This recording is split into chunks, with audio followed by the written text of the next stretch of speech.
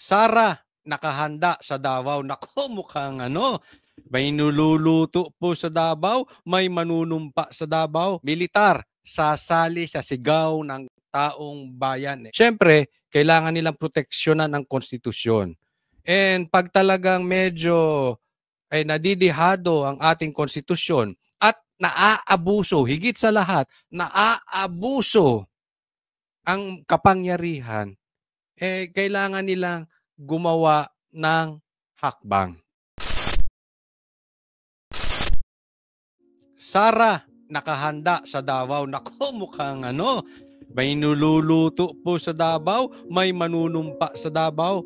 Yan ang didiscuss natin. Pangalawa, militar, sasali sa sigaw ng taong bayan. Exclusive interview. Pangatlo, Hawaii, kumakaway. Kaway tayo sa Hawaii. Ayan. Ako, may malaking pasabog. Hawaii, i-ready nyo na. Pangapat, Pulong, Sandro, Boxing, Part 2. Ayan.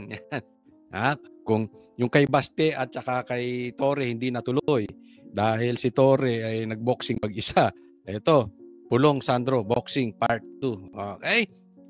Hindi na po natin pagtatagalin, pero bago tayo dumiretso sa ating topic, huwag pong kalimutan, nagpapaalala muli, Coach Oli, i-like nyo po agad-agad itong vlog na ito pagpasok pa lang.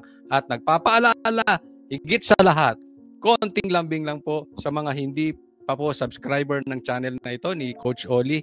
Sana po kayo po ay magbigay ng konting panahon, subscribe po kayo ha. Maraming salamat po. Ito na po, sisimulan natin dahil kay Coach Oli, ang bida ay ang balita.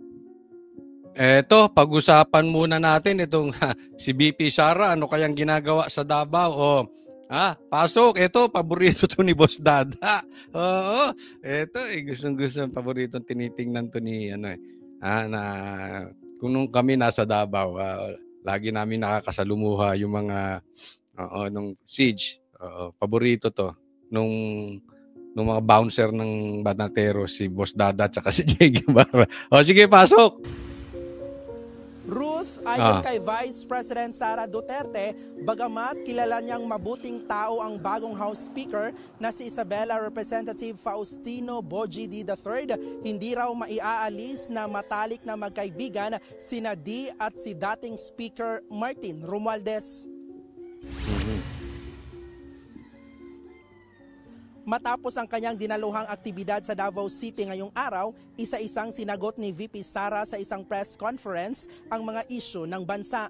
Aniya, ang pagpapalit liderato ng Kamara ay pakulo lamang at parte pa rin ng pamumulitika para sa 2028 presidential elections. Narito ang pahayag ni Vice President Sara Duterte. Teka muna, bago ka magsimula, VP Sara, bakit nasa Davao ka? Sa 21 kasi may malaking rally. Okay? Napakadami, buong Pilipinas may malaking rally, kaya lang itong mga dilaw ina-hijack. Ayaw nilang matanggal si Bongbong Marcos. Ngayon, si BP Sara naman nasa Davao. Diyan ka na lang, diyan ka BP Sara, para kung magkaroon man ng palitan. Nako. Diyan ka na ba? Diyan ka magti-take ng oath? Diyan ka manunumpa. Oy, ang sarap noon. Kita-kita po tayo, soon sa Davao. Pag ikaw ay naluklok ng presidente, walang biro, soon po, kita-kita po tayo. Mga taga Davao, Banateros, pupunta dyan. Okay? Kita-kita po. Para lang yan, masabi ng mga tao na meron silang ginawa sa House of Representatives, sa reklamo at sa galit ng mga tao. Pero ang totoo niyan ay sila lang din yan. Yan. Ito sinasabi natin Ito si Bongbong Marcos, wala talaga sa plano nitong linisin ang Pilipinas. Wala sa plano nito linisin ang flood control baho. Yung flood control projects na nakawan.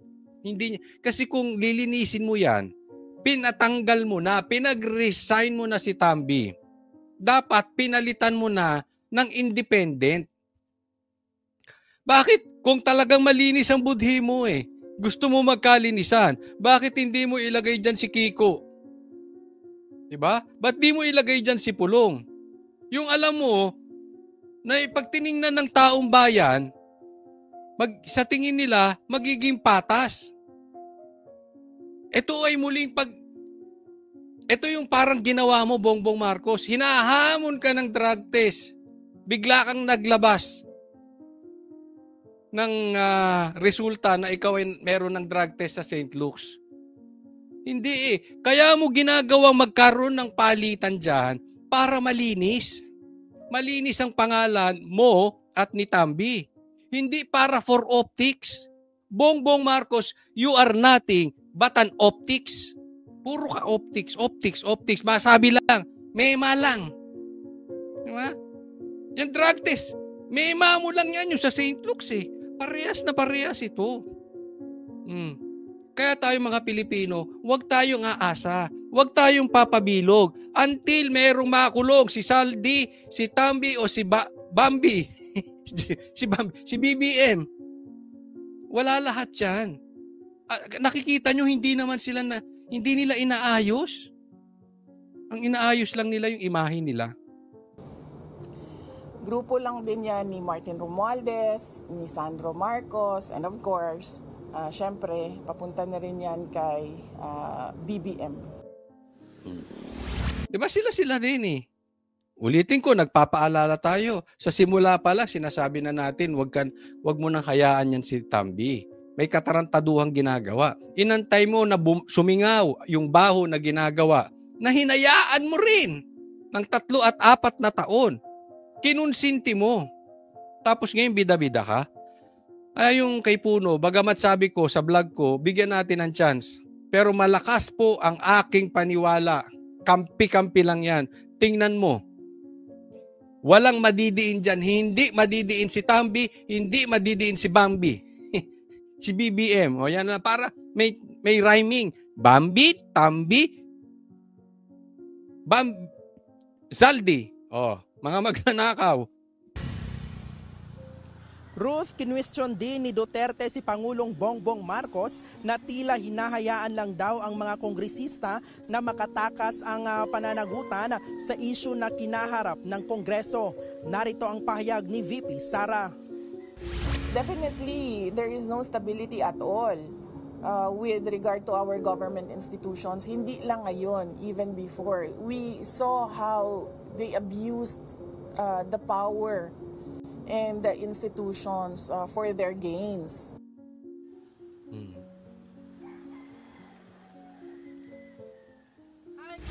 Ruth, sinabi rin ni VP Sara na frustrated ngayon ang ama niyang si dating Pangulong Rodrigo Duterte dahil wala umano siyang magawa sa ngayon sa nangyayari sa bansa ngayong nakakulong siya sa ICC. Nakatakda namang bumiyahe mamayang gabi si VP Sara papuntang Japan para sa 2 araw na aktibidad doon ng mga Filipino community. Ruth. Huwag ka nang bumiyahe doon, VP Sara.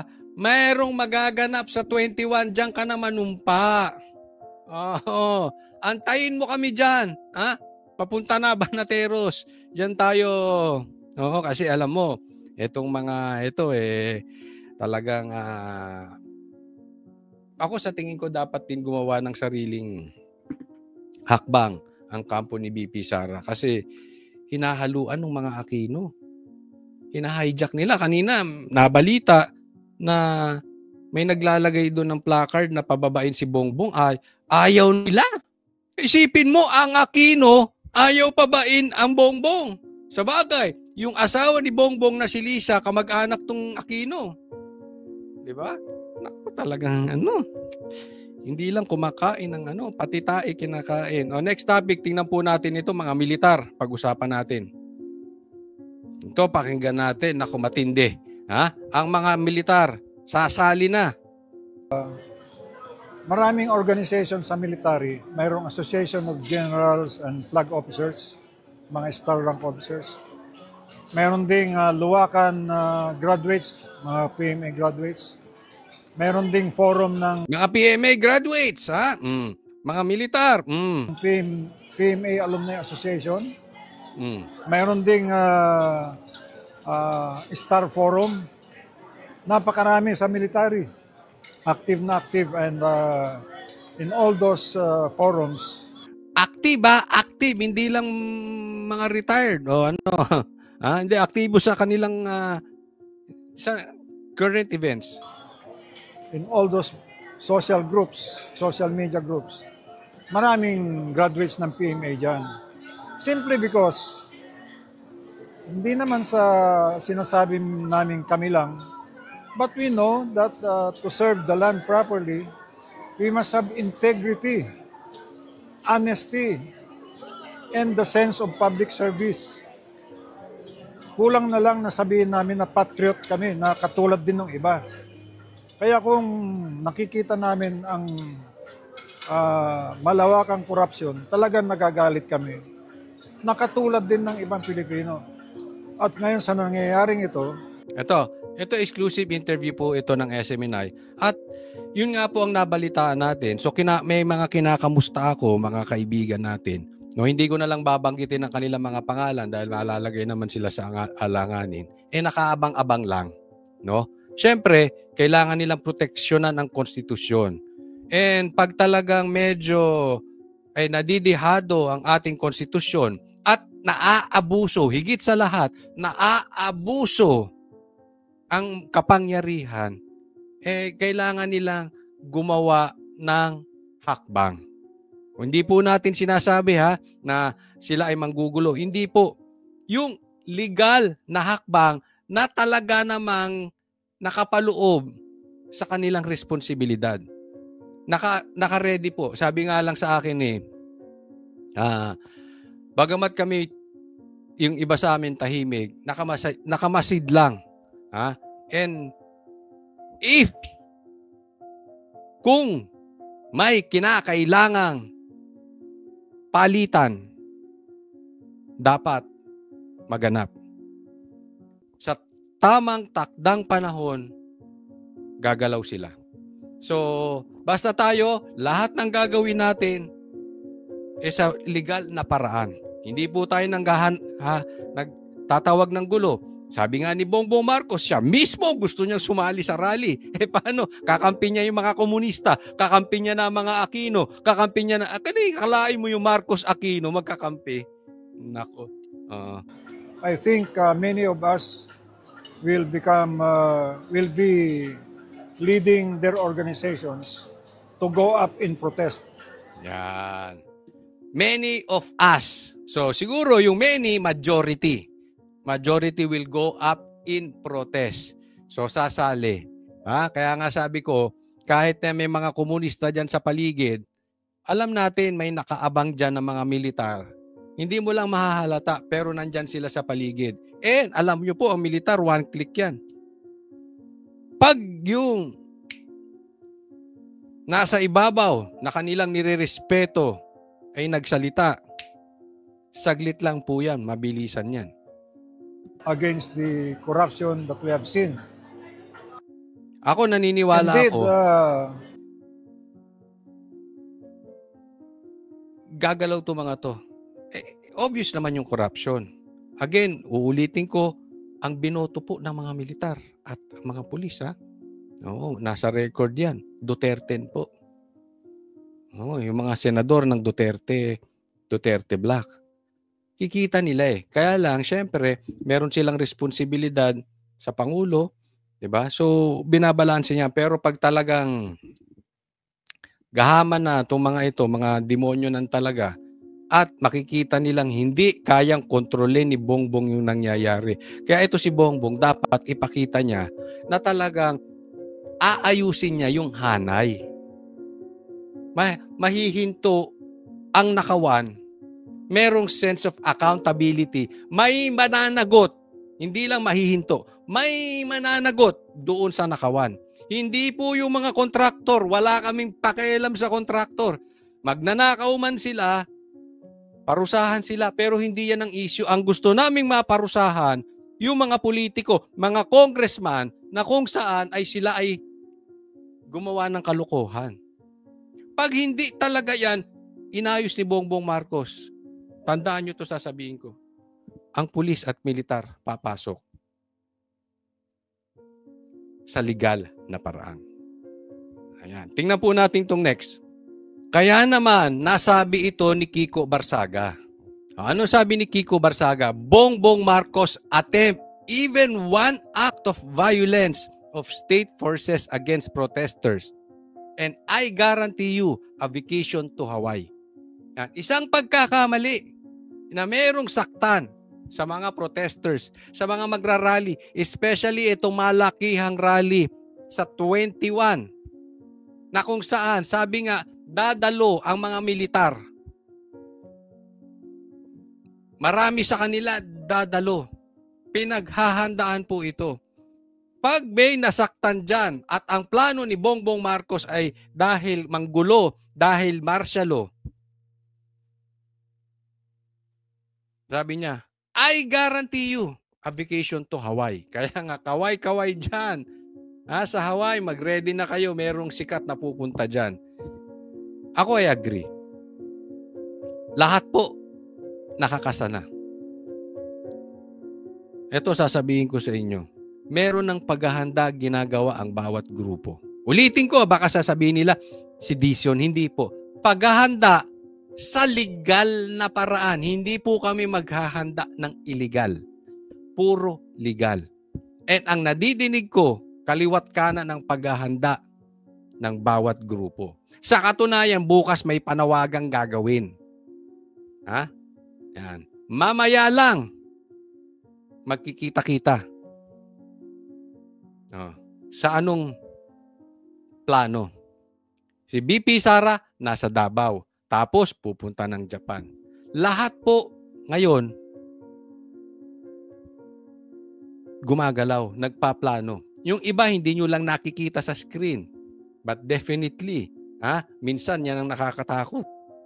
Yung behind the scene, off the stage, ika nga. Yan ang nagpaplano. Kita nyo ngayon, na-demanda si Boying. Di ba? Dinamanda ni Baste. Di ba? May gumagalaw na puwersa. Bakit? Nakikita na nila yung pang-aapi. Yung militar, pinakita ko sa inyo kanina. Kaya very possible ito. Itong sinasabi ni Kiko Barsaga. Diba? Nung nagsalita siya, matatanggal ito.